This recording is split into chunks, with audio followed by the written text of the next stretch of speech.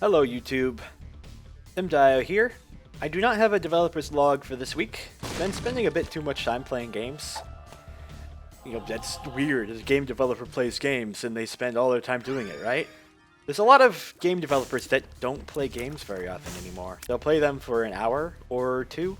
They'll have a large variety of games that they play that they can pick apart and just have fun with during the time that they have, because the time that they spend is for developing. And I do a lot of that. The secret room. Ow. But I spend a lot of time with some games because they're just fun to play. And I do a lot of time streaming. Yeah. Sometimes I find it hard to talk during things like this because it's just... I don't know, actually. I find it hard to talk sometimes. My thoughts are in a jumble.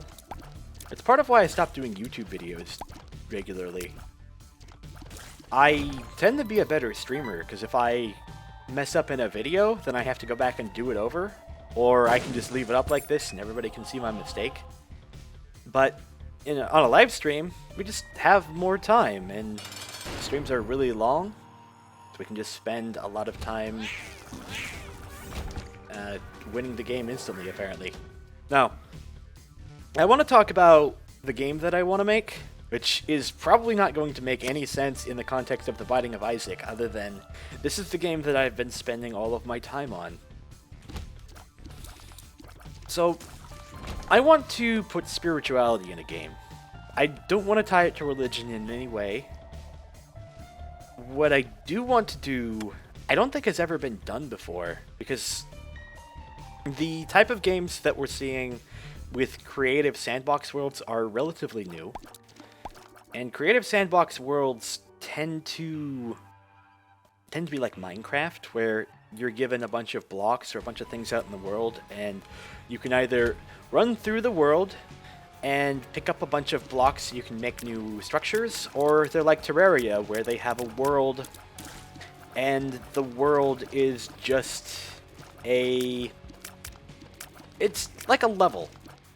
And there's multiple parts to the level, and it's editable, but the level itself isn't really the point of the game. Terraria is a nice fusion of the two, but it's really... I have never seen this ability before. There's going to be some things like that in here. Looks like an auto-fire ability. One of the reasons I keep playing this game is because there's so many different things and ways to play that the design part of it, I am not done with yet. Occasionally we get a game that's good from beginning to end, and you want to experience the entirety of the game to see what it has. Binding of Isaac is like that for me. It's a roguelike where you run around inside a cave or, you know, a basement. And that part of the game, I get a new game every time I play, and each time you have different interactions between items, and different combinations of items can do some very strange things. And some of them do strange things on their own. I didn't actually intend to be spending this much time playing The Binding of Isaac this week. It just sort of ended up that way. And it wasn't anything like life was in the way. My family decided to come over and visit one day, but that doesn't make a big difference. The only thing that would be getting away of game development on a general basis is I stream a lot. And the streaming I need to keep doing because I need something to do regularly. Although, I have considered stopping streaming sometimes because I want to develop more game. Sometimes it's just something to do. Sometimes it's a way of experiencing games that I can't otherwise.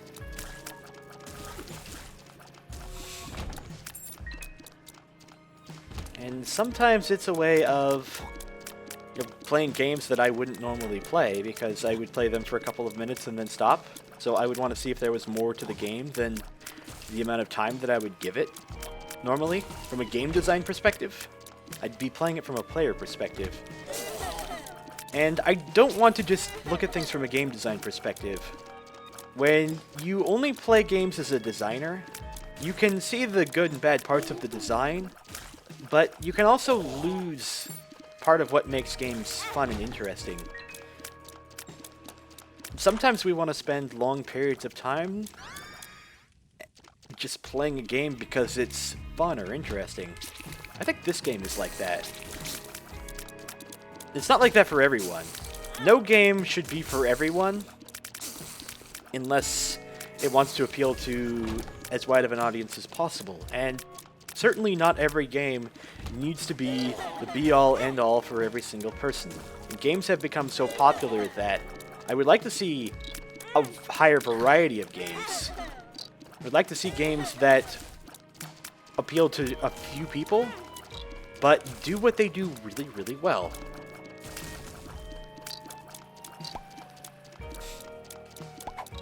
I think Minecraft is the biggest exception to that.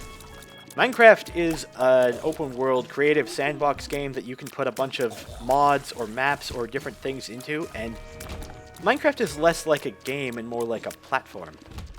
You can make any kind of game you want inside Minecraft. It might be a crude approximation of other games. We can still make a PvP challenge inside a giant castle raid world, and it'll work out pretty well. Well enough, anyway.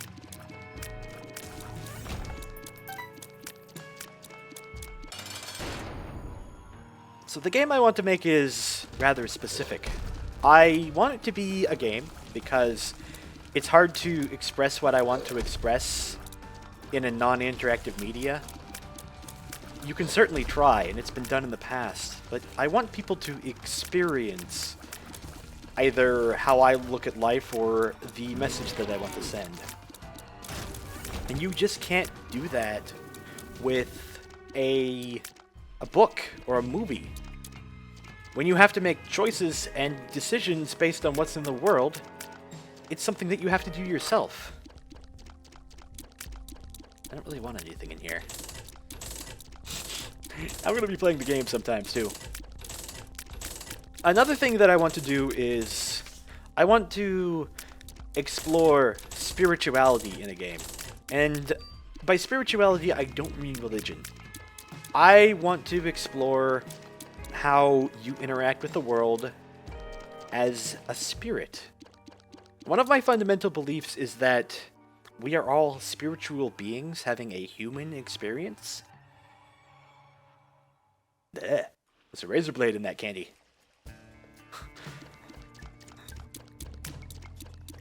As humans having an experience like this, there's going to be some good times and there's going to be some bad times.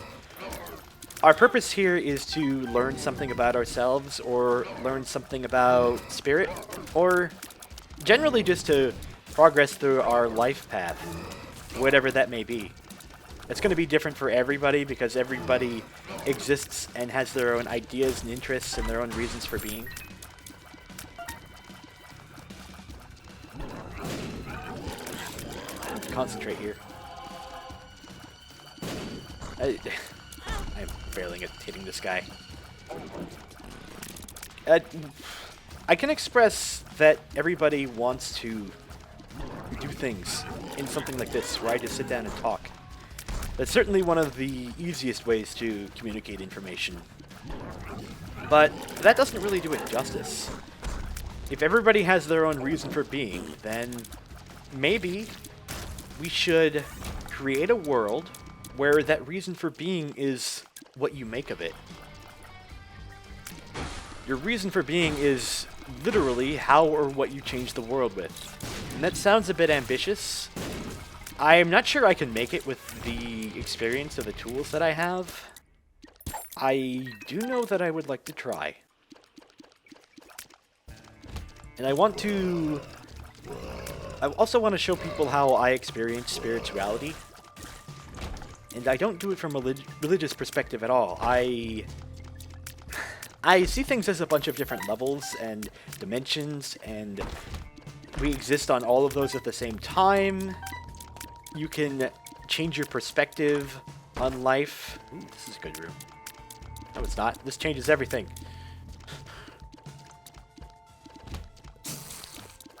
Given the right state of mind and the right knowledge, you can do pretty much anything.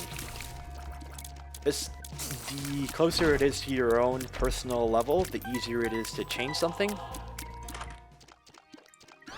And the further away it is, the more other people you will have to get involved with how the world works. But if the world has nobody in it, then you should be able to affect the world pretty much directly.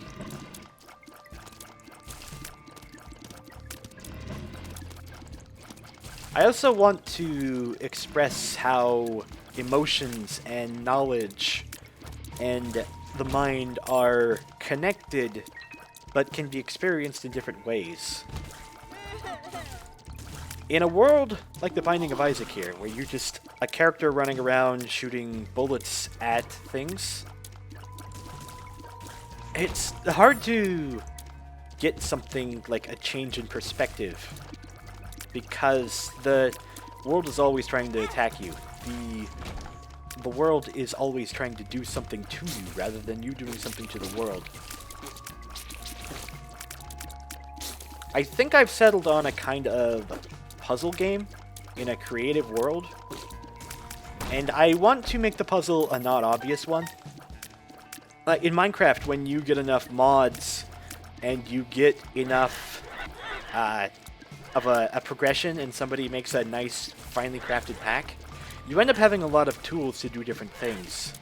But those tools may interact in ways that you don't expect, or they may interact in ways that don't matter to you for what you're trying to do.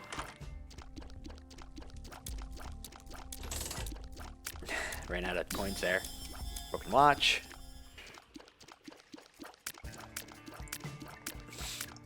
I guess I kind of want to use Minecraft as a template and an example, or it'd be like a base pattern for what I want to do. There aren't really many examples of spirituality in games, especially the way I want to do it. I want to be able to switch different levels so you can have your 3D world, and then you can go run around on an astral level, and maybe you leave your body and you go experience something different, see things that aren't there. Maybe you can go inside yourself and be able to pull out all of the knowledge so you can interact with the world, but only within your mind. And that's something that really hasn't been explored by a lot of games. Because whenever you go into your mind, it's usually story-driven. It's not something that you do in a world where you have much more freedom than you normally would.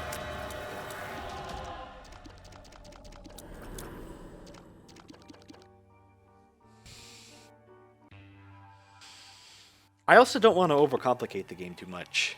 I want to give you just a few tools and a goal. In this case, you start off on an empty world, and the goal will be to make the world a better place. You can decide how the better place is. I want to raise the frequency of the world. I also want to give the entire world a frequency, so you can say, I started here, I ended here. And I'm not sure if I'm going to have anything other than, you need to get up here in whatever way you want, or I want to put a story in the game too. I would really like to express a story, a progression, but through words and interactions with other people? Not exactly people. Other characters. Because if you have more perspectives in a game, then you don't just going by yourself. You have direct control over the world, but the other characters can weigh in. Heck, the other characters could just be parts of yourself. And those other selves can say that you have a path, and you have your own choices, and you can choose what to do based on this path, or you can just do whatever you want. Nope, neither is wrong.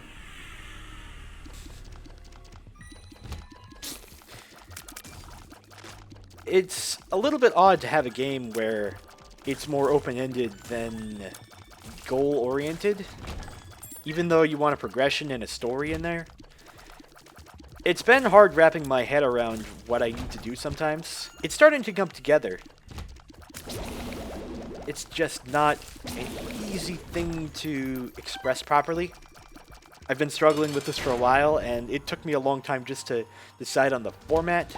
But the more time I spend with the format, the more I can use it to work to the format's strength and to convey a story in a way that has not been conveyed by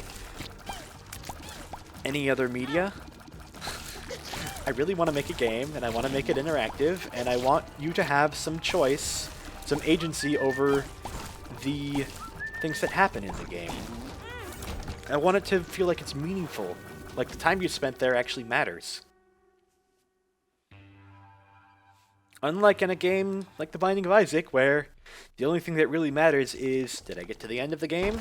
Did I win? No? I didn't win. Let's do it again. Did I win? Yes. What kind of crazy combination of items do I have this time?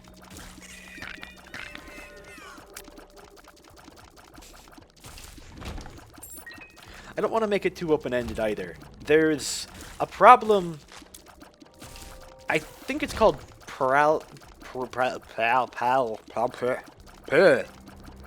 paralyzed by choice.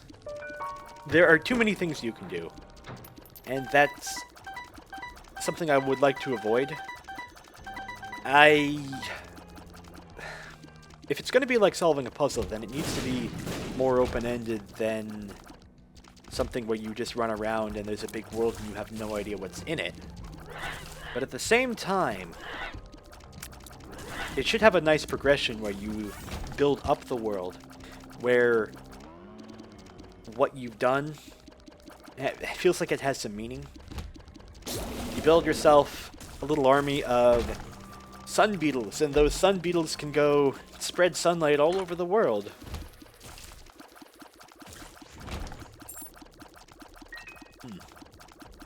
Nah. Not gonna take magic fingers. Maybe your goal is to cover the entire world in grass. Maybe your goal is to go as high as possible. Maybe your goal is to just fill up everything and make it interesting. Maybe your goal is to make a whole bunch of animals or something and have contests. We're gonna make races out of snails. I would like to solve the game in multiple different ways. And I would like there to be multiple paths to the same point and some other characters in the world to interact with. And I don't want to make it so completely different or so linear that it would make sense to only do it in a couple of ways. Which is strange, because the more options that I add and the more things I would like to put in the game, the more time it's going to take to make. It's a fine balance between, do I put this in the game and make it easier to solve the puzzle, or do I put this in the game and make it more linear? Do we define what pieces work together much more tightly, or do we put it loose? Do you give people a whole bunch of generic tools and allow them to build whatever comes to their mind? There's another problem with that too. If you give them really generic tools that can do a lot of things, there are people in the world who are not going to be able to see the connections between those two things. They'll have to have it spelled out for them. And it will become the right way to do things, even though if you can take a bunch of plants and turn them all into tree people and go conquer the world, maybe that's the right way for them, but somebody else takes a bunch of plants, turns them into tree people, then they take all those tree people and spread a whole lot of seeds around, suddenly getting more grass. Yet one way is probably going to be more simple and one way is going to be more complex, and the more things you add and the more complex it is, the harder it is to get into. The additional complexity of a game should be... It should be approachable in some way.